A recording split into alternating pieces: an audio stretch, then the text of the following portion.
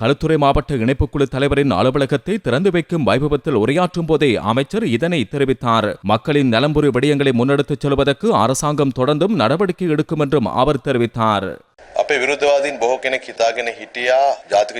தேசிய மக்கள் சக்தியின் ஜனாதிபதி அதிகாரத்துக்கு வந்தால் பொருளாதாரம் சீர்குலையும் என்றும் நாடு தொடர்ந்தும் வங்குரோத்து நிலையை அடையும் என்றும் எமது எதிர்த்தரப்பு வாதிகள் எதிர்பார்த்திருந்தனர். சர்வதேச சமூகத்துக்கும் நாட்டுக்கு உதவி வழங்க வேண்டாம் என அவர்கள் செய்தி அனுப்பினார்கள். எனினும் ஜனாதிபதி, நிதியமைச்சு மற்றும் ஏனைய அரசு அதிகாரிகளுடன் மிக நெருக்கமாக செயற்பட்டு தெளிவான முடிவுகளை எடுத்து 3 மாதங்களுக்குள் நாட்டை ஸ்திர நிலைக்கு கொண்டு வந்துள்ளார். இலங்கை ஒரு ஸ்திர நிலையில் இருப்பதை சர்வதேச சமூகம் ஏற்றுக்கொண்டுள்ளது. உள்நாட்டு வெளிநாட்டு வர்த்தக சமூகத்தினர் நாட்டில் முதலீடுகளை மேற்கொள்ள ஆர்வம் காட்டி வருகின்றனர். பங்குச் சந்தையும் முன்னேற்றம் கண்டுள்ளது. முதலீடுகளுக்கான பேச்சுவார்த்தை ஆரம்பிக்கப்பட்டுள்ளன. வெளிநாட்டு ராஜதந்திரிகள் நம்பிக்கையோடு எம்மோடு பயணிக்க இணக்கம் தெரிவித்துள்ளனர். கடந்த காலங்களில் இடைநிறுத்தப்பட்ட முதலீடுகள் மீண்டும் ஆரம்பிக்கப்பட்டுள்ளன. இதனால் நாடு குறித்து சாதக நிலையில் செயற்பட முடியும்.